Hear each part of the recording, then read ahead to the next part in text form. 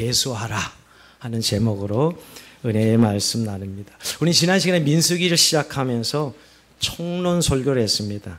이 민수기 모든 36장의 배경이 다 광야라는 사실입니다. 이제 우리가 이 성경을 계속 광야에 나갈 때마다 이 모든 배경은 광야에서 이루어지는 것이다. 그래서 총론 설교 광야에서란 제목으로 지난주에 은혜의 말씀을 나눕니다. 사실 민수기라는 제목은 후대에 붙여진 이름이고 원래 히브리어 성경 이름은 민수기가 광야에서가 책 제목이라고 말씀을 드렸습니다.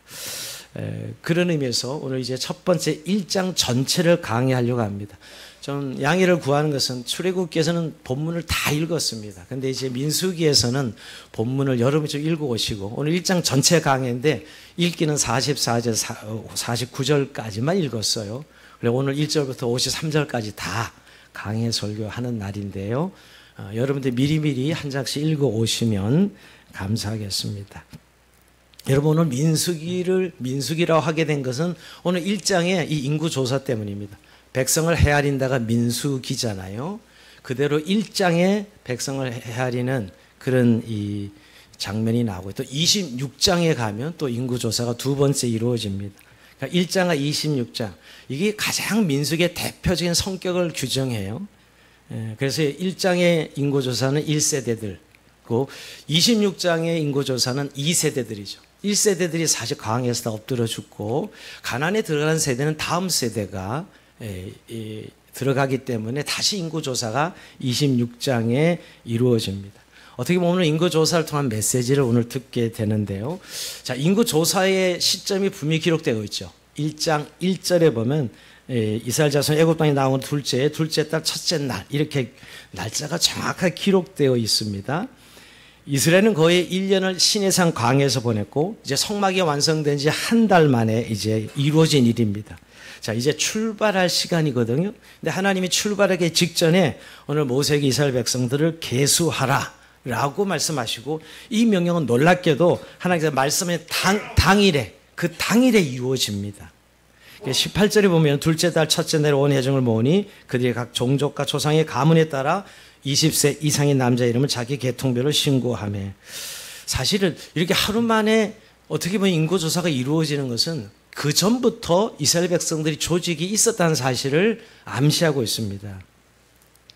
시내산에 1년 동안 머무는 동안에 아마 이스라엘 백성들은 상당한 조직을 갖추게 되었음을 보여주는 대목이죠. 그것도 이스라엘은 12지파 공동체입니다. 지파별로 조직이 되어 있었던 것이요.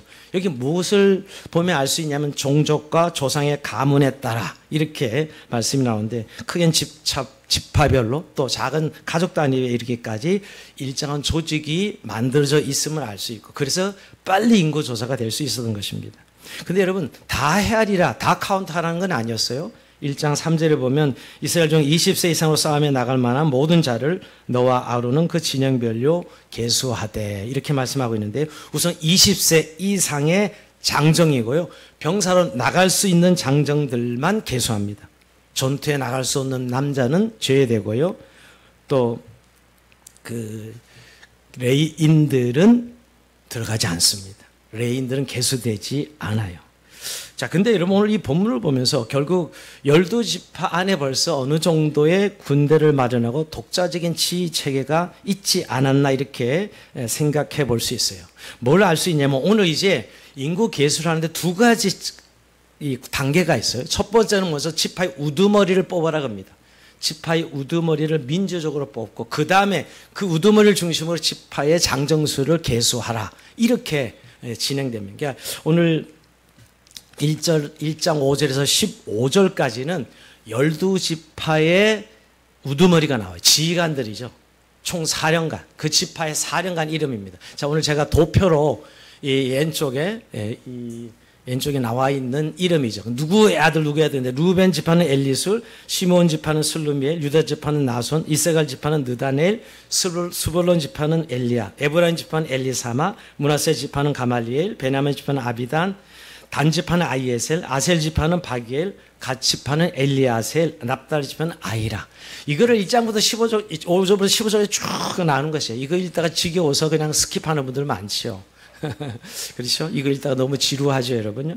그러나 이거 그 당시 사람들에게 너무너무 중요한 이름입니다. 한 지파의 지휘관을 민주적으로 뽑는 것이죠. 근데 여러분 12지파를 그러면 아직도 야곱의 12아들이 12지파라고 생각하는 분들이 있는 것 같아요. 물론 야곱의 12아들이 12지파를 이룬 건 사실이지만 우리가 잘 아는 대로 12지파, 12아들 그럴 때는 요셉이 들어가게 되지요. 그리고 레이도 들어가게 됩니다.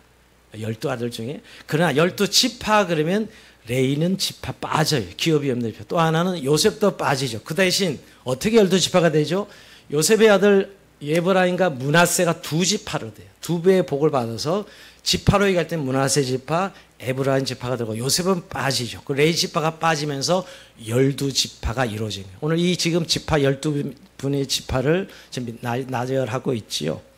근데 여기 오늘 재밌는 거는 유다 지파의 갈렙이 나와야 될 텐데, 그죠? 여호수아 갈렙이 지금 총 모세의 다음 세대를 지도자가 여호수아고, 그 다음에 2인자를 할 수 있는 갈렙이 유다 지파인데 나오지 않아요. 이유가 뭘까요? 갈렙은 이주민입니다. 그러니까 유다 지파의 순수 혈통이 아니고 이주민이기 때문에 오늘 이 우두머리에 빠진 것을 보게 됩니다. 자, 오늘 결국 조상들의 가문에 따라 조사했고 지파별로 유력한 가문의 족장으로 지휘관을 삼고, 그리고 이 우두머리를 삼을 때는 민주적으로 선발합니다. 그러니까 그 해중들의, 즉 지파의 해중의 뜻을 받아들여서 오늘 이 군사들을 세우는 것을 보게 됩니다. 자, 그리고 나서 이제 지파별로 20절부터 43절까지는 계속 몇 명이요. 이거 읽다가 이제 또 지겨워서 그냥 넘어가는 분들이 있는데요. 자, 르벤 지파는 46,500명, 시몬 지파는 59,300명, 갓 지파는 45,650명, 유다 지파는 74,600명, 이사갈 지파는 54,400명, 스볼론 지파는 57,400명, 에브라임 지파는 45,500명, 므낫세 지파는 32,200명, 베냐민 지파는 35,400명, 단 지파는 62,700명, 아셀 지파는 41,500명, 납달리 지파는 53,400명. 이거 이름에 벌써 졸려고 하시는 분들이 계세요. 숫자가 있어서 나일되니까 별로 저는 산수를 잘 못하는데 이 성경 때문에 산수를 안 할 수가 없습니다. 저기 제일 많은 지파가 어디 지파죠? 퀴즈. 유다 지파죠. 74,600명. 가장 적은 장정의 수를 가진 지파는 무슨 지파죠? 므낫세 지파입니다. 32,200명이죠. 거의 배 차이가 납니다. 유다 지파가. 그러니까 유다 지파가 가장 유력한 지파는 사실을 장정수를 봐도 알 수가 있죠, 여러분. 그렇죠?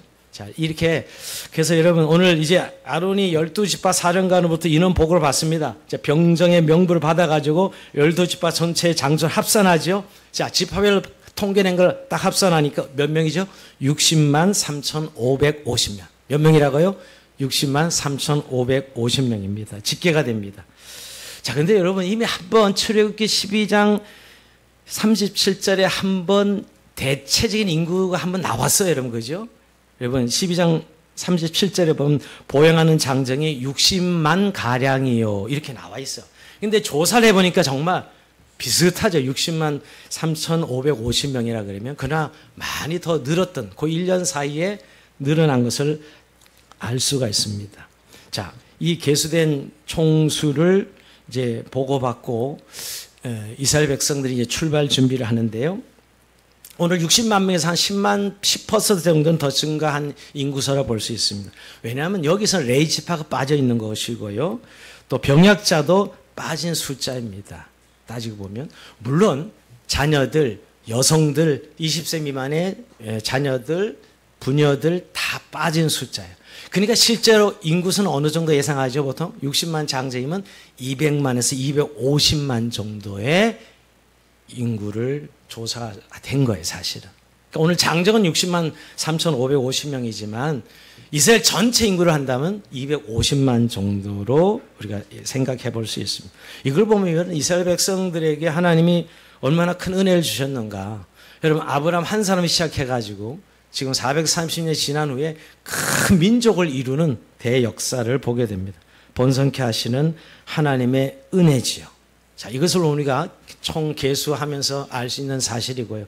또 하나 오늘 본문 중에 자, 47절부터 53절까지는 레인에 대한 이야기인데 레인은 카운트하지 말라.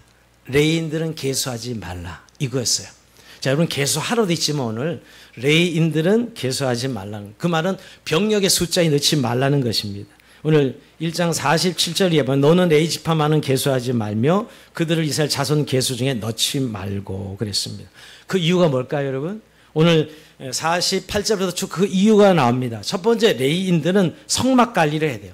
성막의 모든 성물과 건축물들을 관리하는 사람들이 레위인들이기 때문에 장정, 병정에 들어가면 안 된다는 의미고요. 두 번째는 성막을 운반하는 책임을 맡았습니다. 50절에 보면 그들은 성막과 그 모든 기구를 운반하며 그랬어요.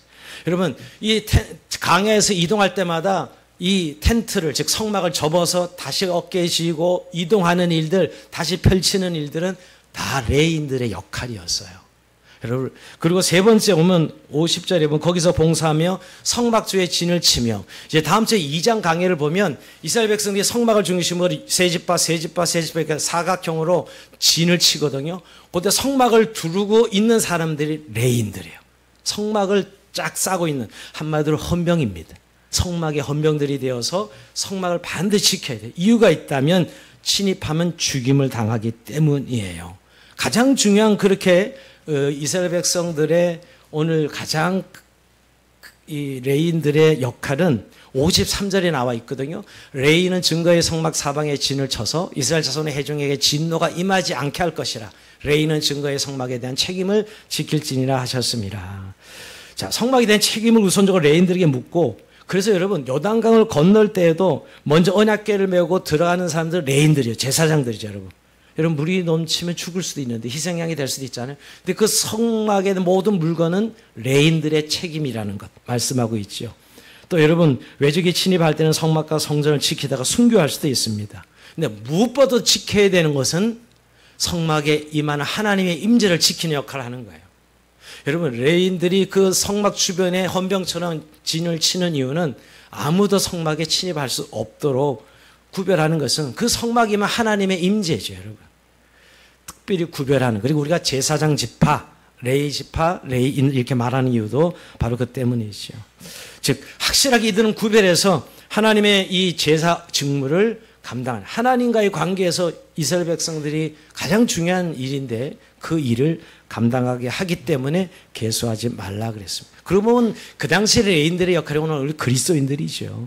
여러분, 우리를 왕같은 제사장으로 세우셔서 우리가 이 세상에 하나님을 알게 하는 것, 즉 하나님과 연결되게 하는 일들은 교회와 성도들이 하는 일이죠. 그런 의미에서 구약의 레위인들의 역할이 저와 여러분들의 역할이라고 볼 수가 있습니다. 자, 이들은 계수되지 않는 인구라는 거예요. 그래서 레위인들은 과연 얼마 정도 됐을까? 한 2만 2천 명 정도가 레위인들입니다. 레위인들은 48개 성읍에 흩어져서 이제 이 모든 지파의 영적인 부분을 섬기고 또 제사장 직무를 섬기는 것을 보게 됩니다. 자, 그래서 이제 오늘 본론에 들어갑니다. 자, 이렇게 오늘 서로 1장 전체의 내용을 살펴봤고요.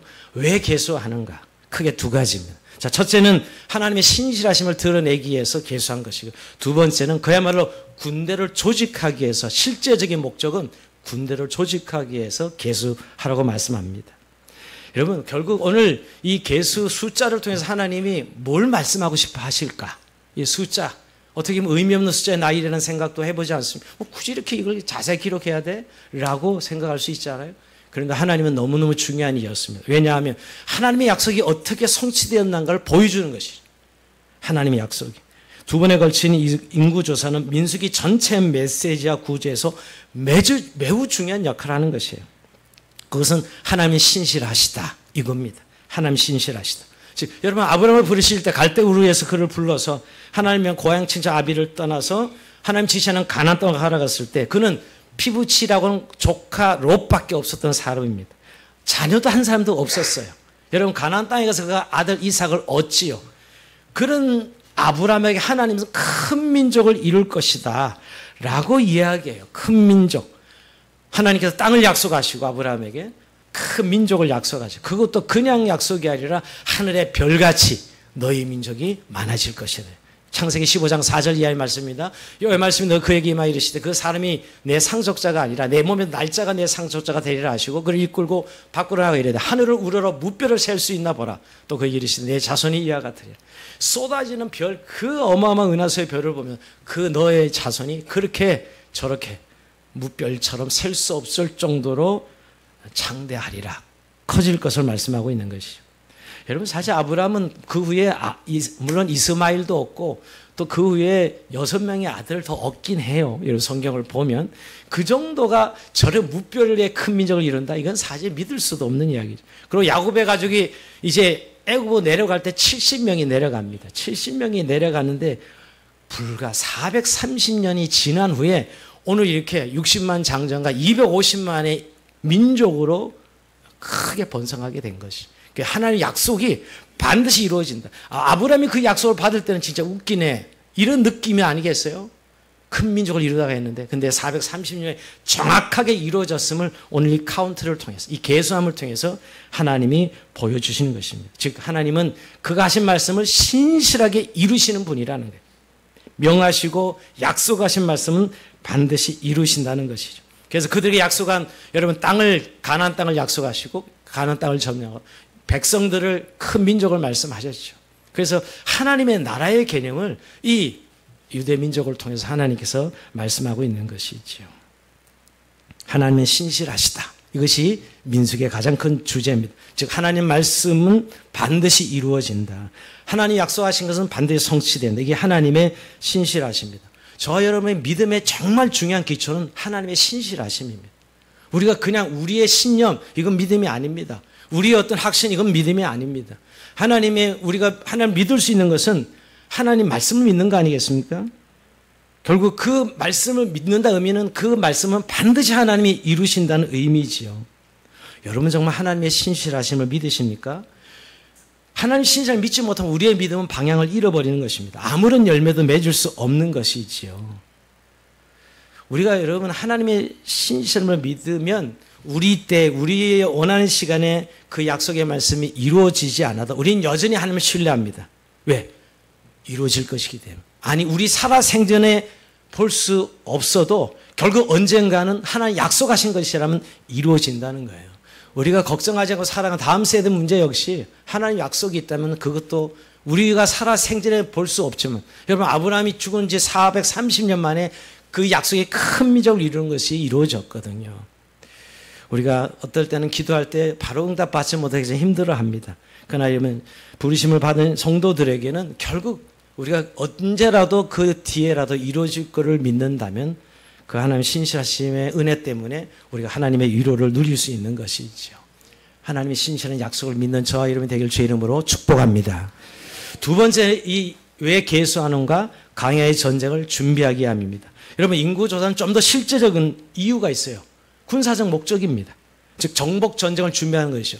여러분 이스라엘 백성들이 오늘 이 60만이 이렇게 장정을 뽑는 이유 오늘 2절 3절에 보면 모든 해중 강남자의 수 3절에는 이스라엘 중 20세 싸움에 나갈 만한 모든 자 어떻게 보면 계수하는 사람 한정하고 있습니다. 그러니까 사실 전쟁 대비입니다. 군대를 조직하는 하나님의 모습이에요. 목적이 너무너무 실제적이죠. 여러분 우리나라도 인구 센서스 5년마다 인구 조사합니다. 이제 5년마다 우리 인구 조사하는데 왜 인구 조사하죠? 나라에서 세수 관계 때문에 반드시 해야 되고요. 또 이 국가 자원을 어떻게 쓸 것인가 자원의 문제 때문에도 인구를 조사해야 되고요. 특히 복지 얼마만큼 필요한가 그리고 또 중요한 군사적 자원 때문에 반드시 인구 조사는 모든 나라가 하고 있습니다. 우리나라도 5년마다 하고 있는 것이죠. 근데 이 옛날 고대 이 족장 시대에는 이 인구조사는 전적으로 군사적 목적을 가진 조사였다라고 볼 수 있습니다. 왜냐하면 이스라엘 백성들은 훈련된 군인들이 아니었어요. 애굽에서 벽돌을 긋고 노예들이었어요. 노예들이 지금 광야 생활을 하고 있는데 가나안 땅에 들어가면 뭐 해야 되죠?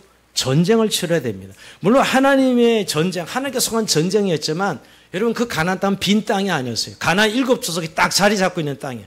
그들과 맞닥뜨려 싸워야 되는 것이에요. 전쟁을 치러야 되는 것이에요. 그러니까 하나님께서 하시는 전쟁이지만 이스라엘 백성들이 믿음으로 나가야 되는 것이거든요. 그럴 때 오늘 이 사용하기 위해서, 즉 군대를 조직해서 훈련하기 위해서 하나님이 뽑으신 것이지요. 하나님의 군대로 키우는 것입니다. 여러분, 하나님은 당신의 백성들 지금도 그리스도의 군사로 부르신다는 사실을 기억해야 돼요. 뭐 때문에요?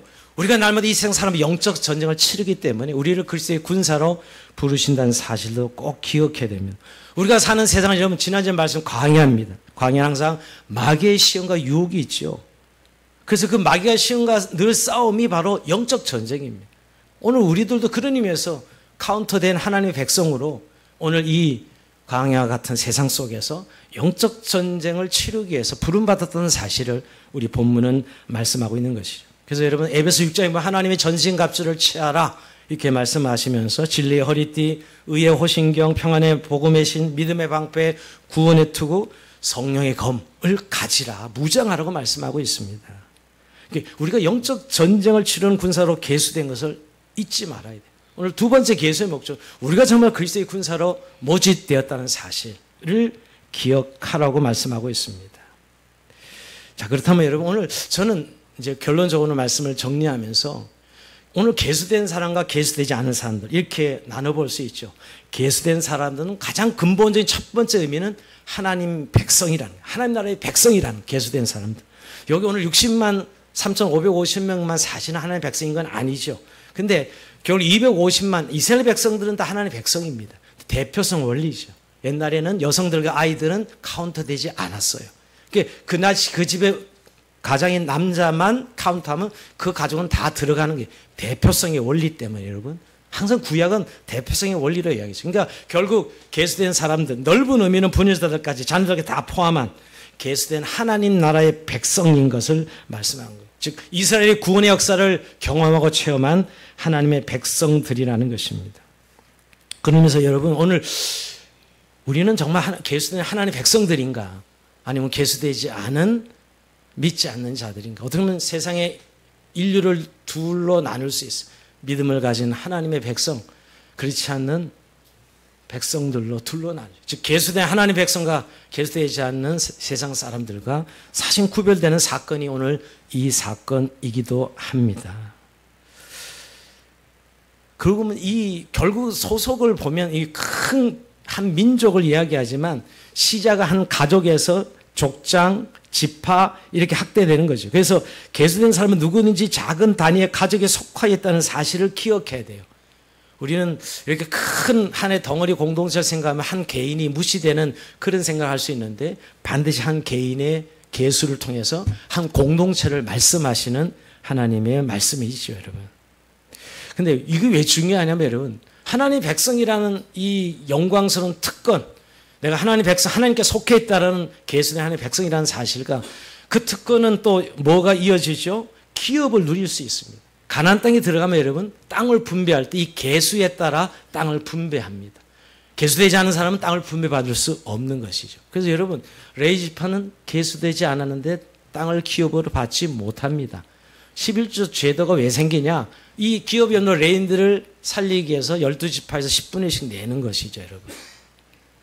기업을 누린다는 거. 가나안 땅, 약속의 땅에서 내 기업을 누린다는 의미에서 하나님의 백성이라는 건 단순히 하나의 선언이 아니라 하나에 속했다는 단지 소속감만 주는 것이 실제적인 하늘의 유업을 누리는 백성들이라는 사실을 말씀하고 있죠. 그러면서 에베소서 2장 19절에 바울은 이렇게 고백하면 그러므로 이제부터 너희는 외인도 아니요 나그네도 아니요 오직 성도들과 동일한 시민이요 하나님의 권속이라 하나님의 가족이라 하나님께 속한 백성이라는 것이죠. 그러기에 우리가 하늘의 유업을 우리가 누린다는 것이지요. 자, 이게 하나님 백성이라는 정체성 우리가 얼마나 가지고 있는가. 우리가 계수된 하나님 백성이라는 것이. 더 나아가서 오늘 하나님 나라의 군사들로 계수된 백성들이라는 것입니다. 저는 말씀드렸지만 여러분 결국 하나님의 군사로 계수된 사람들. 여러분 강야 내내 이들은 하나님 나라 군사로 단련되어 연단되어서 그 소망하는 가나안 땅에 들어갔을 때 점령할 수 있는 그 땅은 비어있는 땅이 아니었고 싸워서 승리해야 되는 땅이죠. 그래서 우리의 부르심이 단순히 하나님 백성에서 끝나지 아니하고 하나님 나라의 충성된 군사로 우리가 부름받았다는 것. 우리 하나님의 나라의 공동체로 부름받았다는 사실을 기억해야 됩니다. 여러분 지금도 마찬가지 아닙니까? 우리가 교회, 몸된 교회, 공동체 할 때 결국 우리가 그리스도의 군사로 뽑힘받은 부르심받은 하나님 백성들이죠. 하나님 군사들이죠. 하나님 병사들이다 그랬어요. 디모데전서에 보면은 우리가 군사로 모집된 자는 자기 생활에 얽매는 자가 없는데 이는 군사로 모집한 자를 기쁘게 하려 함이라.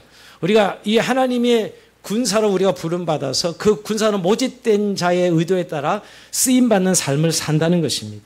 그래서 사사로운 생활, 자기 생활에 얽매이지 않는 것이죠. 우리가 군인이 되면 국가의 부름에 응해야 되는 건 너무나 당연해요. 사사로운 자기 생활이 아니라 국가의 부름 받듯이 오늘 그리스도인들도 교회 공동체에 부름 받았다는 것은 왕같은 제사장으로 그리스도의 군사로 부름 받다는 사실을 말씀하고 있는 것입니다. 그래서 교회는 세상 속에서 빛과 소금으로 영향력 있는 삶으로 여러분 영적 전쟁에 늘 승리하는 그리스도의 군사들로 살아가고 있는 것입니다. 여러분 그렇게 그리스도의 군사로 내가 계수되었다는 사실 믿으십니까? 요즘 이 부르심을 잊어버린 분들이 많습니다. 요즘 한국 교회는 자꾸 놀이터로 변질되는 교회를 보게 됩니다. 유람선 그야말로 놀기 위한 곳 장소로 교제하기 위한 장소로 변질돼가는 교회가 많습니다. 교회는 엄밀하게 이 말씀 군사로 모집된 자라면 함대지요. 함선이 돼야 되는 것입니다. 전쟁을 치르는. 여러분 우리가 다 배가 물건만 나르고 사람만 태워서 유람선이 아니라 정말 전쟁을 치르는 이 세상 속에서 빛과 소금의 사명을 가지고 영적 전쟁을 치르는 하나님의 군대라는 사실을 기억해야 됩니다. 여러분 오늘 교회는 하나님의 백성이 그리스도의 몸인 교회로 정말 이 세상 속의 그리스도의 군사로 세상을 거스려서 이 기도와 말씀 영적 전쟁을 치르면서 마귀를 대적하고 나와의 싸움에서 이기고 세상과의 싸움에 이기는 그리스도의 군사로서의 삶의 부르심을 받고 있다는 사실을 기억하시고 여러분 군사로 계수된 저와 여러분 하나님 앞에 감사할 수 있기를 주의 이름으로 축원드립니다. 자 오늘 말씀 마치면서 여러분 오늘 이스라엘의 12지파 백성들 계수된 것은 하나님의 백성이다 그렇게 말씀하는데 이것이 가장 큰 은혜의 축복입니다. 우리가 예수 믿고 가장 큰 은혜의 축복이 뭐냐? 오늘 하나님의 백성으로 계수된 것이죠. 이것을 예수님께서 말씀하셨어요. 누가복음 10장 20절 이하에 보면 예수님이 12제자 70인을 전도대를 보내면 둘씩 짝져 전도 보냈을 때 그들이 전도 보고를 하죠. 돌아와서 보고할 때 어떻게 보고합니까? 주여 주의 이름으로 귀신들도 우리에게 항복하다이다 하면서 하나님의 능력이 나타난 것에 대해서 막 그들이 우쭐해가지고 막 흥분해 있을 때 예수님께서 약간 찬물을 끼얹는 듯한 발언을 하시죠. 누가복음 10장 20절입니다. 이거 한번 읽어봅니다. 시작. 그러나 귀신들이 너에게 항복하는 것으로 기뻐하지 말고 너 이름이 하늘에 기록된 것으로 기뻐하라 하시니라. 아멘. 여러분 참 좋아. 예수님이 약간은 좀 그러세요. 그죠? 아니 기쁘게 막 능력을 베풀고 와서 우쭐해서 지금 고백하고 있는데 야 그걸로 기뻐하지 말고 하늘의 이름이 너 이름이 기록된 것으로 기뻐하라 이렇게 말씀하고 있거든요. 오늘 이 계수된 자들은 즉 계수된 자는 기록된 자들. 오늘 60만 명 이 계수된 자는 하늘의 생명책에 기록된 자들이라고 말할 수 있죠, 여러분.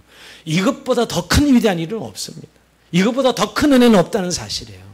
예수님이 이렇게 말씀하신 이유가 바로 그 때문이죠. 하늘에 기록된 것으로 그 모든 것들 다 좋다. 하지만 결국은 너 이름이 생명책에 기록된 것 이것보다 더 큰 위대한 일은 없다는 것이죠. 적어도 하나님 백성의 명부에 우리 이름이 올라와 있는 것 이거보다 더 큰 사건은 없습니다. 이건 여러분 죽어봐야 아는 게 아닙니다. 어떤 분들은 우리의 정체성을 얘기할 때 뭐 죽어봤어? 하늘나라 백성이 된지? 그러나 여러분 이미 우리 안에 성령께서 우리를 백성으로 인치셨다고 말씀하죠. 우리가 성령으로 우리를 하나님의 백성이 인치셨어요. 더 나가서 교회에서 여러분 신앙 고백하고 그래서 세례받고 공동에 속해 있는 것 이것처럼 확실한 하나님의 백성이라는 증거가 어디 있습니까? 오늘 세례받았고 하나님의 신앙 고백하고 하나님 의지하고 나가는 교회 공동체에 속해서 하나님의 군사로 살아가는 우리 여러분들이야말로 하나님께서 인치신 하나님의 카운트한 그런 하나님의 백성이라는 사실입니다. 저는 이 설교를 준비하면서 예전에 세미나에 한번 갔는데요. 세미나 신청하고 해외도 냈어요. 근데 들어갈 때 입구에서 보니까 세미나실에 명부를 딱 보더라고요. 다 이몽식입니다. 주양한교회. 근데 제 이름이 없는 거예요. 없다고 못 들어간다고. 이렇게 옆으로 다음 손님 이러면서 저를 이름이 없다는 거예요. 아니 내가 등록했다고. 그러면서 이제 이 접수책을 막 가서 알아보라고 했죠. 본부에 가서. 그래서 본부에 가서 알아보니까 접수한 그 여자분이 제 이름을 누락한 거예요. 실수로. 나중에 찾아내고 다시 이름표를 다시 만들어가지고 제가 세미나시에 들어갔습니다. 그때 제가 느낀 거예요. 야, 이게 천국 문 앞에서 이렇게 이름 명부에 없다. 이몽씨 이름이 없네. 들어가지 마요. 이름은 어떻게 되나요? 그런 생각을 하게 되었어요. 여러분, 오늘 이 계수된 이 60만의 장정들의 숫자는 하늘에 기록된 생명책의 이름들이지요. 근데 여러분, 오늘 저는 슬프게도 오늘날 한국교회 교인 명부 온전할까? 오늘 모세가 하나님 명을 따라 정확하게 계수했잖아요, 이건. 근데 교회는 자신들의 생각과 뜻대로 적당히 계수하고 적당히 기록하진 않을까? 교인실을 많이 만들기 위해서. 이런 생각을 해보면 교회가 건강하지 못할 때. 또 성도들은 하나님 앞에 회심도 없고 거듭나지도 않았는데 그냥 교회 다니는 것으로 나는 그 명부에 있다고 생각하고 있지는 않을까? 이런 생각을 해보게 됩니다. 여러분, 정말 중요한 건 그 사실이죠. 내가 하나님의 생명책에 기록되는 하나님의 백성이라는 사실. 여러분, 그 정확한 신앙 고백 없이 우리가 교회 생활을 한다는 것은 이건 참 너무너무 어처구니 없는 일입니다.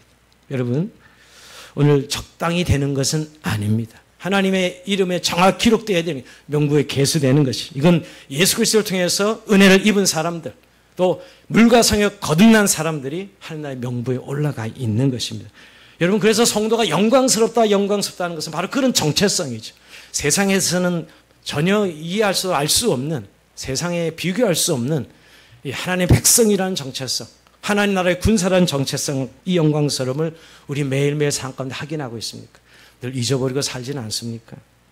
여러분, 그 영광을 알기에 우리는 믿음으로 살아가는 것이, 그리고 그리스도의 군사로 모집된 걸 알기에 오늘 영적 전쟁을 치르면서 이 험난한 세상, 이 광야 속에서도 늘 하나님의 승리를 바라며 나가고 있는 것입니다. 오늘 이런 계수의 은혜가 저와 여러분 삶 가운데 넘치기를 주의 이름으로 축원드립니다. 자, 우리 오늘